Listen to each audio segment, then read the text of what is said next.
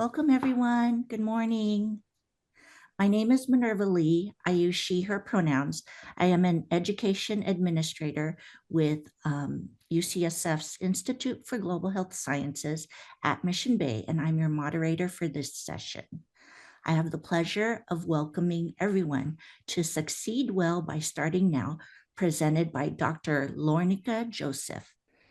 Dr. Lorneka, a native of the Bahamas, is an award-winning pharmacist, speaker, and wellness coach who helps high achievers redefine their work and wellness. In her bio online, you'll see that she was featured in Forbes magazine and is also an inductee in Miami-Dade College's Hall of Fame for her impact. Her academic journey started at the University of the Bahamas, where she later transferred and graduated from Florida A&M University with her doctorate degree in pharmacy with a minor in journalism and communications. Additionally, Dr. Lorneka was also recently recognized by actress Tarahi Henson's Foundation for her work in mental health and wellness.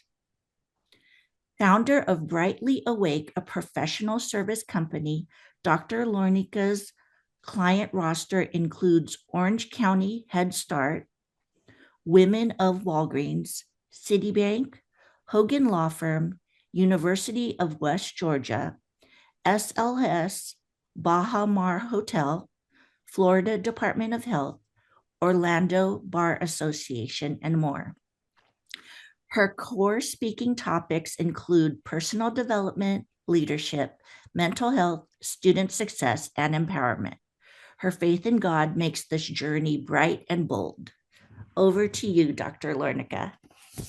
Thank you so much, Minerva. Welcome, everyone. Good morning again. I am super excited. You won't be able to see that I'm nervous like some of you. Probably like you would never be able to do a presentation because you're either introverted, but I am an extrovert. So we're going to have a lot of fun today. I've been looking forward to this, and I want to thank Eve and Minerva for just doing a great job, tech support, and getting ready for today. So we know that this year, the theme is starting now, but one of the things that we forget to do with our professional goals is incorporate wellness. And I know when we think of wellness, most times we think of it, losing weight or getting sleep or anxiety, but wellness encompasses so many other things, and we're going to talk about that. We're going to talk about what it means to really manage, your expectations and your network while you're at Berkeley. And also the fact that I want to commend you all and celebrate you for even showing up today, right? Because you could be doing so many other things, but this just shows that, you take your professional development seriously. So today, for the time that we have, my assignment is to really help you not only strategize your goals, but we're actually going to do some of the exercises. And my first objective for today is we're going to redefine your path. Now, what does that mean? We're going to dive into that. But I first want to share with you is that your path is going to be different. Everyone's path is going to be different. My path to success is different from Minerva's. It's different from Martha, Estella, Loshman, Carmela. Everyone has a different path, but we also know that we all want to grow and we want to change. The second objective for today is we're going to talk about our goals. Now, if you're like me, during the times like anywhere from October to November, I'm one of those customers that is in Hobby Lobby. I'm in TJ Maxx trying to find my next planner for the next year, right? Or maybe it's a journal. So I'm one of those individuals, but I've kind of since pulled back on that. I still have a journal where I jump down my thoughts. I see Hobby Lobby in the comments.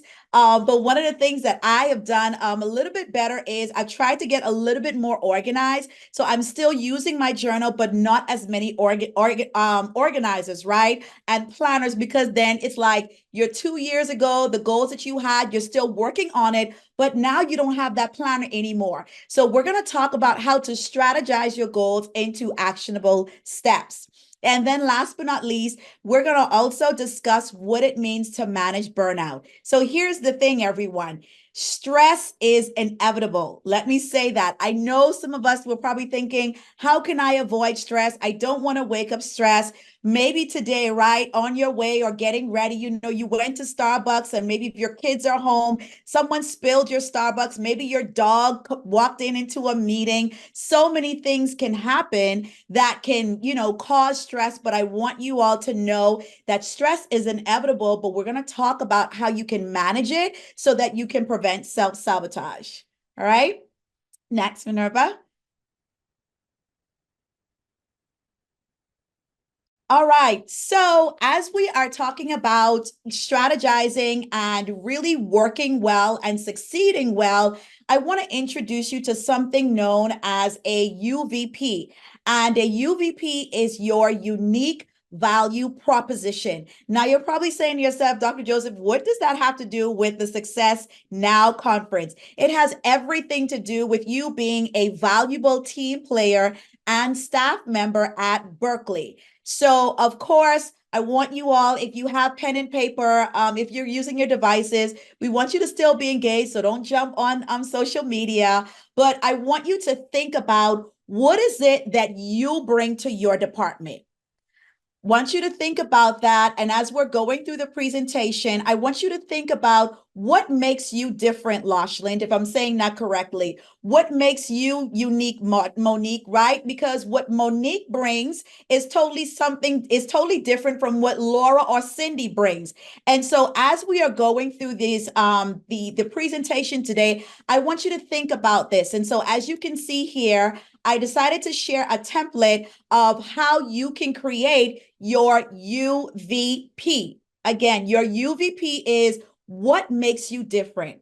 If you've been working at Berkeley for maybe, let's say, the past 2 years or 5 years or 20 years, I want you to begin to think about, what is it that makes you stand out when someone says your name? So the first thing you can see there, your UVP, it answers the questions: who you are, what you do, and why you do what you do. Let me say that again. So your UVP, it's almost similar to a pitch. So if I were to come over, if I were to, come on the West Coast, take a trip and run into you, Laura, or run into Jonathan on an elevator, your UVP, you should be able to tell me who you are, what you do, and why you do what you do. So I will use myself as an example. My name is Dr. Lorneka Joseph. I'm a pharmacist and coach, and I help organizations and individuals redefine success and wellness, because I believe when you are well personally, you become well professionally. So I know I went a little bit just fast, but I just wanted to share an example of how you're going to create your UVP. So again, who are you? Are you a kind person? Maybe you're the person that you're the most organized person in your department, right? Maybe you're the extrovert. Maybe you're introverted, but your IT skills are amazing, right? Maybe you tell great jokes, or maybe you are the creative one in your department. Whatever makes you different, I want you to write that down on your sticky notes. If you see, I'm a sticky note girl. I push them in my pocket, wherever I am in my purse, because a thought is always coming to me. So, and then lastly, when we look at your UVP, I want you to become comfortable sharing your personality, right? Your skills, your accomplishments. Maybe, let's say, for example, maybe you didn't lose 30 pounds that you expected to lose in the first 6 months of this year. If you lost 6 pounds, that is an accomplishment, right? One of the things that makes me stand out with the things that, Minerva read earlier, right? For me, that makes me different. One, being someone who was born and raised in the Bahamas, but I've become a passionate pharmacist, and there aren't a lot of pharmacists that are doing what I do in this space with organizations. So that makes me unique. So whenever someone asks me what I do, those are some of the things that I share. All right. So hopefully, let me know in the comments. You can put a yes, this is great. If this is helpful so far. All right, next. So as we continue this exercise with your UVP, I want you now, everyone, and we're going to open it up for a little bit of engagement. I want you to write down what is the one thing that you would like to be known for in your community. I'm going to slow down. Just think about that. What is the one thing, Estella, Jonathan, Summer, Mark, Lori, what is the one thing that you want people to know you for at Berkeley? What is the one thing you want your children, maybe your spouse, or, maybe you're part of a nonprofit organization or, something in addition to Berkeley. When people say your name, what is the one thing that you want to be known for? So I want to take this moment and I would like, we're going to invite you all to share in the chat. And I believe Minerva is going to help me with that. But what is the one thing that you want to be known for? Do you want to be a person that's kind? Do you want to be a person that brings light? Maybe you bring energy. I see Hannah saying inclusivity, right? Knowledgeable. Okay. What else? Anyone else? And this is all a part of succeeding well, right? So integrity, I see integrity, positivity, love it, Dave. Kindness and connectivity, thank you. Caring, yes, I love it. Service, I'd like to be known for being dependent, kind, and welcoming. Absolutely. This is a part of your UVP, right? Because you can meet a CEO, maybe you can meet a professor, and maybe they're not compassionate as you. So that is one thing that I want you to keep as we go throughout this presentation of succeeding well by starting now. Next. Perfect. So we are now on to our second objective for this presentation. I see someone mention patient. Oh, I think COVID really, really helped us recognize whether we were patient or impatient with everything that was going on. So let me know if you are familiar with the SMART acronym, but we're going to twist it just a little bit for the sake of the presentation. So when you think of your goals, what are some of your goals? Are you up for, would you like to get a promotion? Maybe your goal isn't professional. Maybe it's you want to get more sleep. I'll use myself as an example. Anyone that knows me, I still take naps. At my big age, I love taking 30-minute naps. So I'm not really a coffee drinker. I think it's the British girl in me. I still love tea. It doesn't matter what time it is. I don't know if the same for you, Minerva, but whatever it is, I love sleep. So my goal, one of my professional and personal goals, is to get at least 6 to 8 hours of sleep. I even slept and took naps in college. So we're going to use the SMART acronym, and I want you to begin to think of what is your professional goal for the next 6 to 12 months. So are you interested in changing departments? If you are an introvert on here today, are you possibly looking at, coming out of your shell? Maybe you want to jump on LinkedIn and start being more extroverted and networking with other people, right? Another goal could be maybe you want to start journaling more throughout the day, right? Whether it's, on your lunch break, networking with someone else. So I want you to be very specific with what your goal is. And of course, you are going to get these slides, but be very, very specific. Let's just say your goal over the next 12 months is to get a car. And, let's just say I'm going to use Eve as an example. Let's say Eve says she wants a new car and someone brings her a car. It's a 97 Toyota Camry, but guess what? The transmission is broken. So did she get what she asked for? Yes, but in letter S, she was not specific. So whatever your goal is, if you want to get a promotion, if you want to start networking, if you want to be more creative in your department while at Berkeley, I want you to be very specific with that. How are you going to measure this goal, right? So it's just similar to if you're planning on, managing your weight. I don't like the word losing weight as a wellness coach because most people are already fearful and they're dealing with guilt when it comes to things of that sort. So I want you to decide and look at how are you going to measure it. So before you start working on your goal or continue it, where are you right now with that goal? Right? Where are you right now? And how are you going to measure so that you can identify, I actually met my goal? A, achievable in the SMART acronym. This is something that I want to pause with everyone.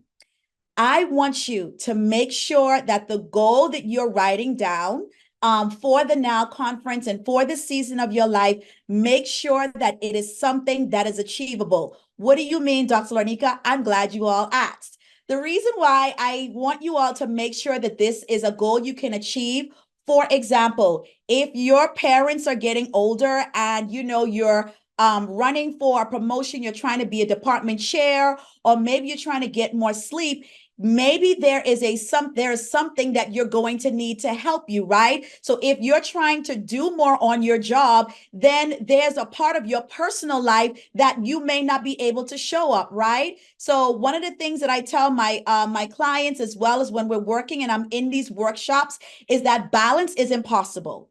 So if you're going to extend yourself on your job, everyone at home may not get 100% of you. So I want you to make sure that you identify, be realistic. Don't choose a goal to prove a point to anyone, but choose a goal that you know that you can achieve with the right steps.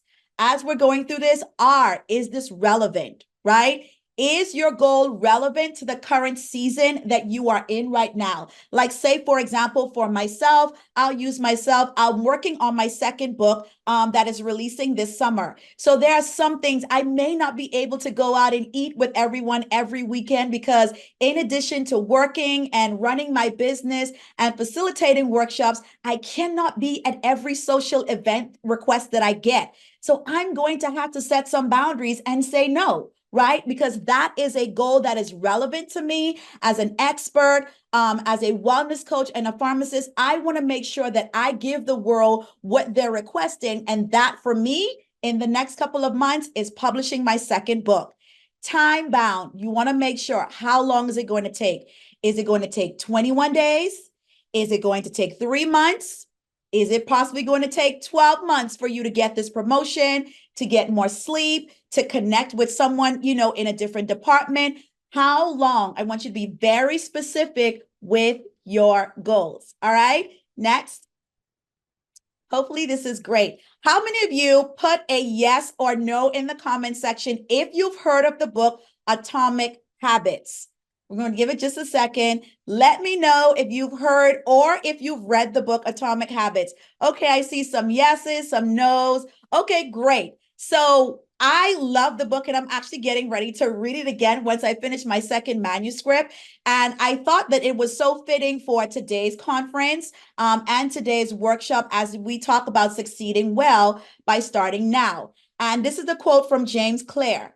One of the best ways to build a new habit is to identify a current habit you are already doing and then stack that new habit on top. Let me say that again. So I'm going to use an example just for demonstration. So let's just say this is your old habit. This is something that you're trying to break. Maybe you're trying to get more sleep. Maybe you want to manage money. Maybe you want to network more, right? Maybe you're not usually someone who engages other people. So you're going to take your old habit, your current habit, and this is your new habit. So whatever it is that you're looking to do, you're going to take the current habit and you're going to take your new habit and stack it on one another until the old habit now becomes obsolete. Let me know if everyone understood that example. Let me say that again.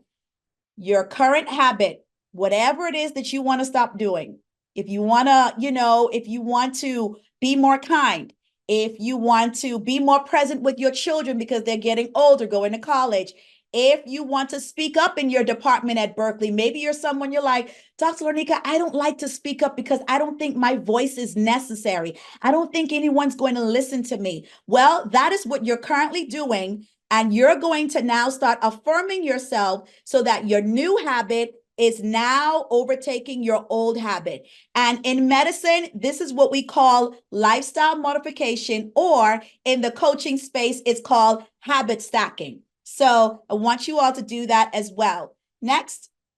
All right, perfect. I see some great. So we're talking about succeeding well. We're talking about starting now. So what is your next opportunity at Berkeley that you can potentially maximize? So one of the other things that I want to bring up is, are you passionate about what you do? That's a self-reflective question. I want you to think about that. If you've been working at Berkeley, let's say 5 years, 20 years, maybe 4 years, or maybe less than 6 months, I want you to ask yourself, am I passionate about what I do in this department? Maybe you work in IT, maybe you're in the science department, maybe you're in HR, whatever department, whatever field you are in, or department at Berkeley, I want you to ask yourself whether or not you're passionate.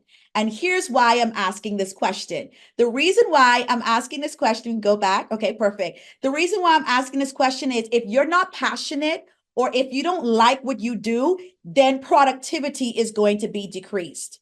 So as you can see there, the first shape there is the problem solve. What problem do you solve, Laura? Jonathan, what makes you stand out in your department? Cindy, Laura, Summer, right? Shavana, Jenny, all of you, what makes you stand out? Because even though everyone may have the same role, there is something different that Estella does that Carmela doesn't do well, okay? So that's why I want you to identify, what are you passionate about? Because passion is going to lead to productivity. And also, what is the reason why you're doing it? One of the reasons why, and I'll share just briefly, one of the reasons why I got into medicine and why I'm facilitating workshops and I'm connecting with different organizations and talking about mental health and wellness is because I experienced not only burnout, but I know what it is to suppress my emotions. I lost my mother at the age of 17 to a chronic condition called multiple sclerosis. And then next thing I knew, my grandmother passed away from COPD. So it was one after the other. And so I made a conscious decision that I was not only going to get into medicine because I like helping people, but I'm passionate about people getting well. I don't want to meet someone and they're suppressing their emotions. So as soon as I was done, I did one of my residencies and internships at a mental health institution. And here I am years later. You can probably hear it in my voice. I am still passionate about health and wellness in the workplace, right? So what is your strategy? How are you going to get this done? What do you need to go from this department to the next department? Do you need to set up a coaching session this week once we're done with the presentation today, or all of the workshop? Do you need a workout buddy? Maybe you say, I don't have the funds, or I'm not ready to go back to the gym. Turn a part of your home or your place, where you live and reside, into a workout, gym. You can start off by walking just for 15 minutes, as we can see. But I want you to identify your passion, because if you're not passionate, productivity will be decreased. Next, thank you, Minerva. All right, how many of you have watched Friends? You love Friends, you still binge watch Friends, right? May he rest in peace, Matthew Perry, who I absolutely love. I still binge watch Friends to this day. But I want you to ask yourself, when is the last time you actually did something for yourself? I want you to put that in the comments. Maybe it's just something as simple, and I'm using Chandler Bing from Friends, right? Soaking in the tub because he needed a minute, right? As it relates to getting well, we all need a minute. So this can be something as simple as getting a journal, right? Dumping your thoughts. How did you feel today? How do you feel this season? Are you struggling with loneliness? Are you afraid of what's happening with the economy? Are you dealing with feelings of unworthiness? Maybe you're thinking about getting a new position. Maybe you're interested in getting a new raise, but you're fearful, right? How do you feel about getting older, right? How many of you on here, soon and indirectly, you're going to be an empty nester? There may be uncomfortable feelings, but one of the things I want you to walk away with is to not suppress your feelings and make sure that you're practicing self-care. I love it. Laura said every morning I journal and meditate. Absolutely. I do the very same thing. I open my curtains. I let the sun in. I live in Orlando, Florida, where it's an oven right now. But I let the sun in. I get some water. I stretch before I run to my cell phone, because our cell phones, while we need them, they can sometimes take our days off if we're not focused with self-care. All right. Thank you. Next. So we're moving right along, and I'm so glad that everyone is engaged. So what is it going to take, everyone, to actually master your mindset for your goal? Now, if you wrote your goal on a sticky note, I want you to hold on to it, because we're going to go into an activity soon. So whatever your goal is, Mark, Carmela, Yvette, Summer, every one of you, Rebecca, Wynn, Kimberly, all of you, Trent, whatever your goal is, I want to tell you something. I want to share something that may be obvious, but sometimes we forget. Adversity isn't convenient. Let me say that again. Adversity isn't convenient. And examples of adversity could be you didn't get that phone call that you wanted to get. You opened up to someone and they didn't receive you the way that you expected, right? You applied for something and they denied your application. Or maybe you're going through some personal relationship challenges and it's making you feel uncomfortable. But just because it's making you feel uncomfortable, it doesn't mean that you are not growing. You're evolving into your feelings about your goals. Secondly, I want everyone to do this right now. I want you to close your eyes and I want you to take a deep breath. Everyone, if you can, especially for those of you that are on a video, hopefully that's everyone, take a deep breath.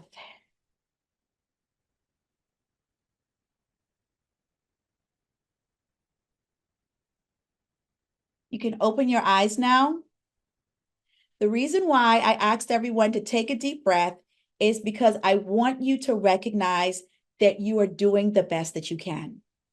Everything isn't perfect. Your life isn't perfect. But one of the things that I've recognized as a coach is that individuals, as you know, professional developing in the professional development space, we forget to extend grace to ourselves.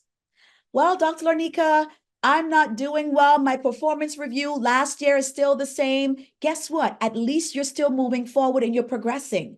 We extend grace to everyone else except ourselves. Seek and request help. This is the perfect time. If you fell off of counseling, therapy, or coaching, get back on that track. Get on the track and field and get into moving again, right? Avoid, and we talked about this earlier, avoid suppressing your emotions, right? This is important because the reason why I want you to not suppress your emotions is because the more you suppress your emotions, the less passionate you are at work.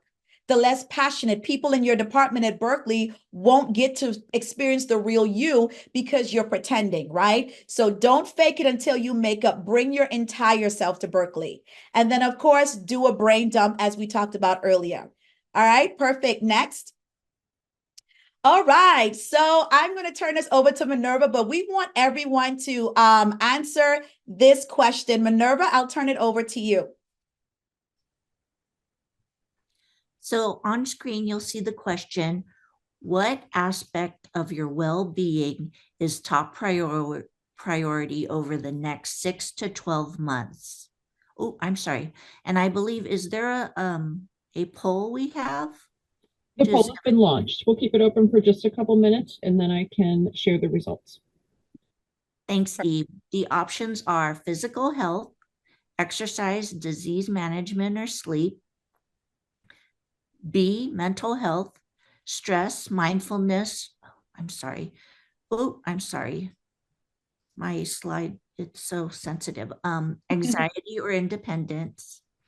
C, work-life reset, time management, promotion, preparation, etc. And D, social connections, building relationships and community involvement. Perfect. So choose one of those. And the reason why I added examples is because I wanted to make it very easy for everyone, 6 to 12 months, because things are changing so quickly as we can see around the world. So I want you to choose just one umbrella, one core area, aspect of your life that is like, if you could wave a magic wand and you could get it fixed today, what is that one aspect of your well-being? I'm excited about seeing these results. We're going to see how many people choose A, B, C, or D. I'm going to give another about 10 seconds and then I'll share the results. Okay, perfect. I love it. I see the heads down. We're like back in school all over again, doing homework.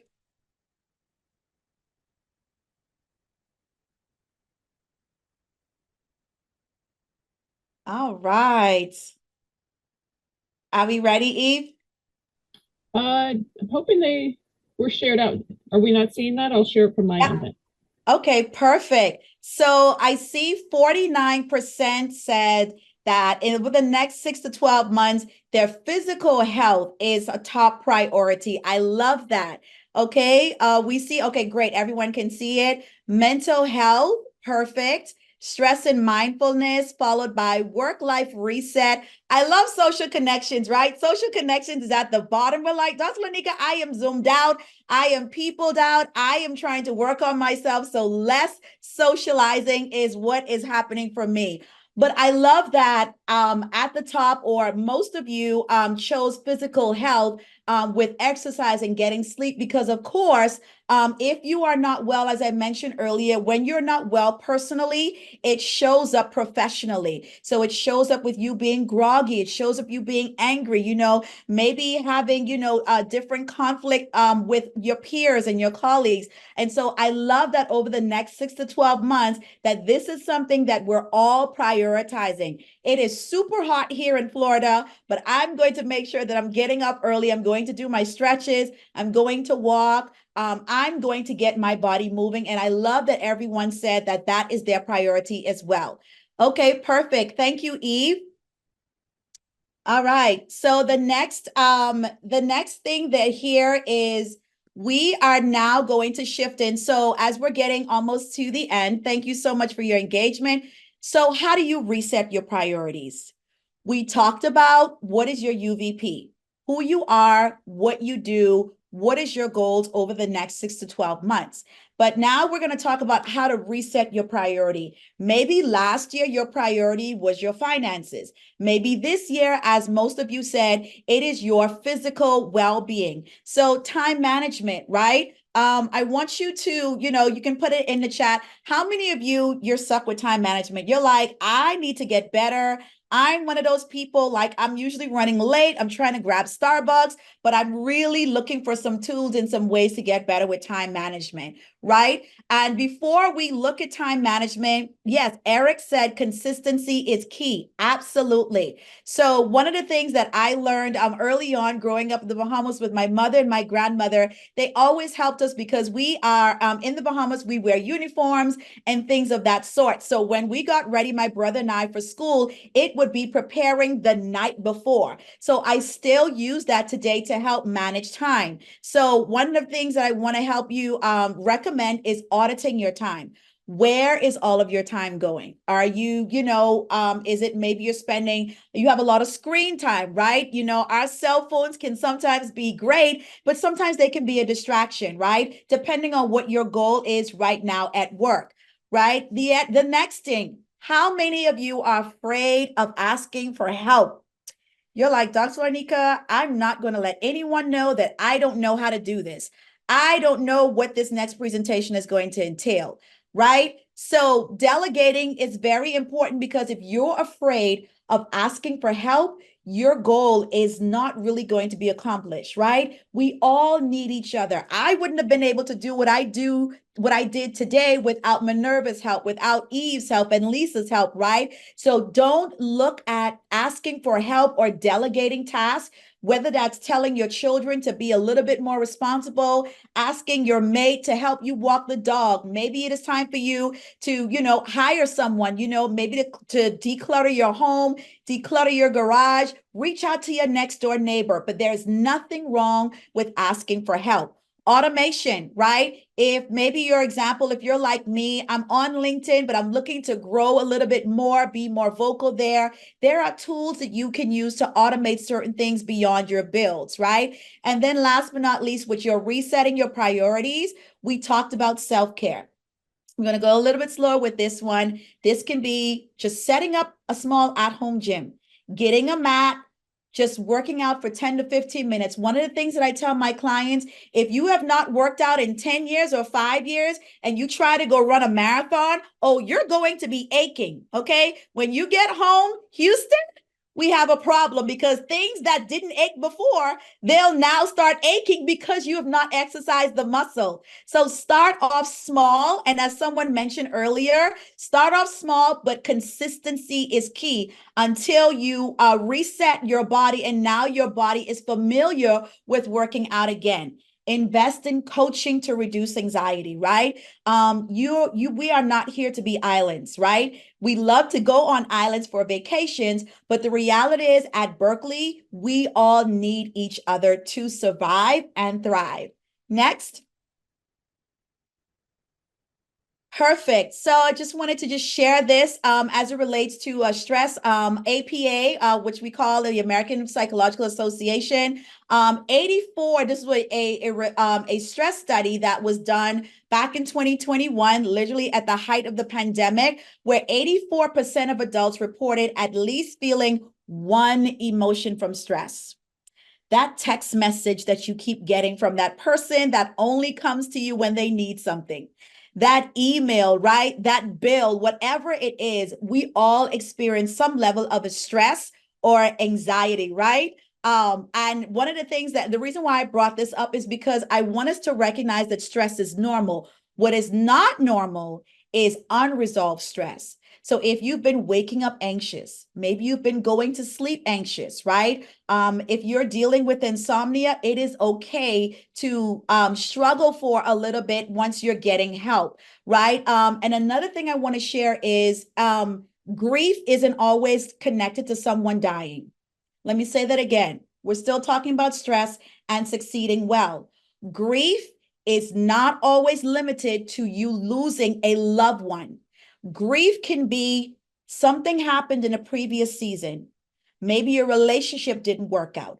A friendship ended. Your children moved out. Your relationship, your marriage, whatever it is, things didn't work out in your career the way that you expected, but now you're starting over. That can be a grief process, right? So that can also contribute to stress as well. So I want you to think about those things. We don't think about it, right? A friendship, you started you're in a new department and your friends, your parents didn't believe in you. That can cause stress. So I want you to begin to sit in that. And that's why when we started, I said earlier, do not suppress your emotions. It is time for us to get well and succeed now. Next. All right. So as I alluded to earlier, some of the things that can affect your success now is unforgiveness, preconceived judgments, and people pleasing. How many of you put a 1 in the chat if you believe that you are a people pleaser? Oh my goodness, Dr. Lorneka, you're coming for me. I do not want you to knock on my door. How many of you are afraid of telling people no? You're like, I'm going to say yes, even if it's 2, 3 o'clock in the morning. I used to be that way. Call me anytime, like the psychic Miss Cleo. Just call me whenever. But because I experienced burnout and me working in as a pharmacist, working in a mental health institution, I said, wait a minute. No. I had to reel back. And now I had to start telling people, listen, I am only one individual. I cannot say yes to everything. right? Because if I say yes to everything, if Mark says yes to everything, Lori, Laura, Frank, if we all said yes to everything, we would not only be burnt out, but we would be no good to anybody at work. You go to work and you're cranky. You go to Starbucks and someone missed and, bump into you and now you're off the hinges, right? You cannot say yes to everyone. You are one person. And if you are going to meet your goals, if you're going to perform well at work and perform well at Berkeley, you're going to have to say no without guilt. Now, I will say, as a wellness coach, there will be times where you're like, oh my God, my children think I'm evil because I didn't say no, or I didn't say yes. That is okay. Lean into that emotion, because the first time, if you are a people pleaser and you've been that way since you were a child, it's going to feel uncomfortable. But I don't want you to change your boundaries or retract your boundaries because people don't like that you now have boundaries, right? So we want to reduce the stress, reduce the anxiety. We don't want to have strokes. We don't any of that, anything that's going to hinder your progress. Houston, we're going to have to start saying no. No is a complete sentence. Someone put that in the chat. No is a complete sentence. If it hurts people's feelings unintentionally, I'm sorry, but I am no good to you if I am not well. All right. Next. Yes, Eric, no is a complete sentence. All right, perfect. Okay, so we're down to the last few minutes of our presentation. Thank you all so much. You might not can see it, but I am excited over here. If I was in a workshop with you all in person, I would transfer my energy to you and hopefully you can feel it. So how do we navigate all of this, Dr. Lorneka? How do I take my goal? How do I take my expectations? How do I take what I'm working on the next 6 to 12 months? What am I going to do with that? How am I going to share it with my network? Well, I'm glad you asked. So let's look at this step ladder that I created. You're welcome, Laura. And we're going to start at the bottom of the ladder, right? We're going to climb the stairs. So the first thing, let me say this. We just talked about boundaries. The first thing I want you to do when it comes to navigating your network, share your expectations. I'm holding my head. I'm leaning in, guys. Share your expectations. If you want to do something different, or if someone at work, a peer or a colleague is doing something and you don't like it, guess what? You have to speak up. You have to speak up, right? I think we all would like that we can read people's minds, but it doesn't matter if you've been working with someone for 10 years, 15 years, you've been with your spouse or your mate or your children. Every day you say, pick up your clothes, turn on the dishwasher, turn that music down. Come on, get ready for school, get in the car. Please turn off your computers and log off. You only have 30 minutes for lunch. Whatever you repeat, right? You would assume that everybody would know because it's a routine. But guess what? As we said earlier, life happens. I have my best friend. We've been best friend for 15 years, but there are some things that he forgets because life has happened. He's lost parents. He's moved. I've moved. We've changed jobs, whatever have you. So share your expectations with people and then also listen to their expectations. So I want us to get back prior to COVID, right? A lot of people weren't really doing this. I want you to get back to having family meetings, having department meetings, showing up for those department meetings. The second thing is schedule meetings. A meeting does not have to be 30 minutes, guys. One of the things that I do within my community and with my clients is called a pulse check. You'll get an email or you get a text message. Hey, pulse check. I know you're breathing. How are you feeling? Are you lonely? Are you hangry? Do you need a break? Do you need to use some PTO? I noticed that you haven't been yourself lately. How can I help you perform well?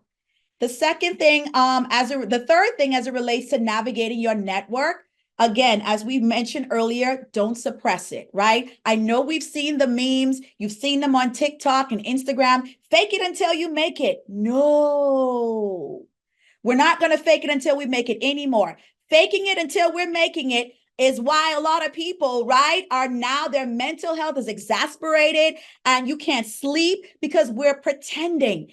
When you show up your authentic self, when you show up to Berkeley, when you apply for that promotion, when you connect with someone on LinkedIn, when you ask for help, you are showing up as your best self and your emotions are no longer being suppressed, but now you're getting all of me. When I show up, my clients, they're like, Dr. Lorneka, you're always energetic, because that's me. Ever since I was a child, I always was that girl that showed up. Good morning, everyone. Hi, everyone. Hi, thank you for calling Dr. Lorneka. How can I help you? Because I know that my energy is going to shift the other person that's in that room, right? Last but not least, pause on purpose. I know some of you may be on summer vacation. You're probably taking a break. If you have 200 hours of PTO, please take your vacations. Now, I know that with the economic challenges or changes, you say, Dr. Lorneka, I really can't take a vacation right now. One of the things that I tell my clients, listen, I'm not asking you to take a 7-day trip to Europe. Just drive out of town to another city for an hour. Put the window down or, put it up because it's hot. But I just want you to change your scenery, right? I may not like one of the things that my girlfriend and I, we've been planning for my birthday in August. I'm going to another island. I'm going to Turks and Caicos. I'm not doing anything, and we're going on excursions, RTV. We're going snorkeling with the dolphins because I'm a water girl. But I am going to shut down and I'm just going to enjoy myself. My clients are always going to be here. Patients are always going to be here. My family's going to be here. But I know for me, when I take a vacation at least once or twice a year, I can show up better for my workshops, speaking engagements, and show up for amazing staff members at Berkeley, right? So hopefully this is helpful. Next, we're almost done. So everything that we talked about today is here, right? Your emotions, your social life, your spiritual life, right? I think it was maybe Laura or someone mentioned meditation, right? Whatever faith, whatever you believe in, if you believe in God, whatever that looks like, we all need to believe in something that is greater than us. All right. And this is the wellness wheel. Next. Okay, last but not least, the last case study. Everyone is going to be involved in this, and I'm going to turn it over to Minerva, but I want us to read. I'm going to read this together. This is a case study that I want. And of course, with multiple choice, this is not all of the above. There's one ideal answer. So we're going to, for the sake of this case study, this employee works at Berkeley. So Jessica is a 36-year-old educator. She recently moved out and bought a home for peace of mind for herself and her children. She loves her parents, but guess what? We know if you're like me, your aging parents, they think they're grown. They tell you what to do. They don't know how to use their phone. They wait or they lose it, whatever have you, right? So now they're trying to tell you what to do while you're taking care of them. So things are going great, right? She went through a separation and she's co-parenting her 2 children with her ex-husband. The economy has presented challenges for Jessica. She's overwhelmed. She's been taking monthly massages. She no longer eats meat. She's on a new plant-based diet. Now, everyone here today, I want you to jot down what is the best possible solution for Jessica. 1, so Jessica stop complaining and push through the overwhelm and fatigue. Oh, just drink a couple more Starbucks, Jessica. You'll be fine. She'll be fine. She's always complaining. She's always whining. Is she whining? Number 2, through Berkeley's policy, she can communicate her feelings with leadership and share responsibilities. Those department chair meetings, those department head meetings, right? When your leaders or your boss or your department chair is like, hey, come on and sign up for this coaching sessions. And you're like, I don't want to.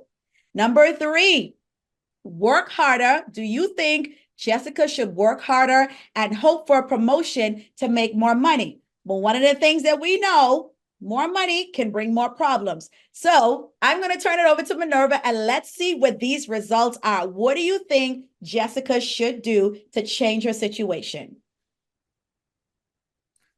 Actually, Eve, are you going to Yeah, I'm absolutely going to do. I'll keep an eye here. People want to put in the chat. I will read them out. Okay, perfect.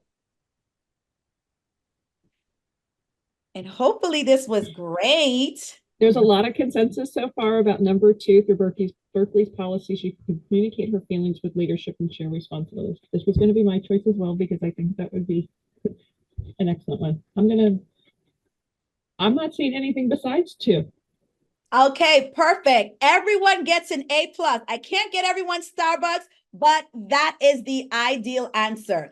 Yes, Jessica, she needs to sit down with leadership. This is all going back to the beginning of the presentation. What is Jessica trying to accomplish? We know that Jessica is valuable. Mark, Lisa, Laura, Jacqueline, Cindy, Summer, Shavonna, all of you, Jordan, everyone here is valuable. And we know you want to keep your job. So in order to do that, it is okay to bring what you're going through personally and sharing that. You don't have to share and disclose everything, but at least the people that are working with you, your boss, because of course, that's contributing to your lifestyle. Share your responsibilities, not for work-life balance, because remember I said balance is impossible, for a work-life reset. So give yourselves a round of applause. You can drop the confetti because that is the right answer. All right, last but not least, we're almost done. Please do not dismiss as we have a treat at the end. So I want you to take a picture of this, or you can write this down. I love affirmations. Affirmations are very important because one of the things, especially in the work of mental health, there are some things that we've heard as children, as teenagers, as adults, right? That may not have been something that we believe now, but that has caused trauma emotionally and even spiritually for many of us. So one of the things that I like to do is I like to affirm myself, right? You can see probably here, you're like, Dr. Lorneka, how many index cards? Are you still in school? Yes, I'm always learning and I'm building myself. So even if I'm working, I have a presentation or I'm going somewhere, or if I apply for an opportunity, right, I affirm myself. Lorneka, you are beautiful. You are worthy. Your voice is necessary. Your presence is magical. You are magical. Everything that happened in your life is happening for you and not against you, right? So this is an example of an affirmation as you are applying for the next opportunity at work. I want you to tell yourself that I am open to transforming personally and professionally, which helps me succeed now, right? So again, be very mindful. What are you saying to yourself? Maybe someone that you dated, or maybe, you heard something. Maybe someone made a comment on social media and that thing has been gnawing at you. It's been eating at you. I want you to lean into that. And as you lean into that, privately on your job, when you're working out, I want you to start listening to things to build up your spirit, because again, as you become well, you are not only going to do it succeeding now, but you are going to build yourself up, and that is going to transform how you work.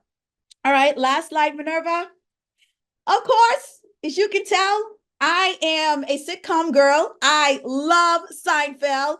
As I got older, I'm like, how in the world has this thing been so funny all these years? My family and friends, they don't get what I get out of Seinfeld, but I love it. And my favorite character, of course, is Kramer. What is he doing on a child's bike? We do not know. But I want to thank you all so much for your time. Like Kramer, I'm probably going to be connecting with many of you, and I'm just waving to say thank you. I care about you. I want you to recognize that you are worthy of the promotion. You're worthy of getting well. You're worthy of sharing your voice and sharing your goals so that you can be the best person that you have been called to be. And the last slide, Minerva. Awesome, awesome, awesome. So how do we connect with me? How do I connect with this ball of energy, wellness coach, speaker, Dr. Lorneka? So I want you to connect with me on LinkedIn for the sake of time. But everyone, if you would like to have a 30-minute power session with me, 30 for 30, connect with me on LinkedIn, or you can take a picture and send me an email at info@drlorneka.co. And you can connect with me there, and you'll be able to get on my calendar to schedule 30 minutes with me on any topic as it relates to whether it's personal or professional. And please, if we can scan that QR code, you can open up your phone. If you're there, open up your phone and take that survey. I would definitely also love it. And you would also get a digital gift from me as well. So Minerva, I turn it back over to you, and even hopefully this was great. It was awesome. Thank you, Dr. Lorneka.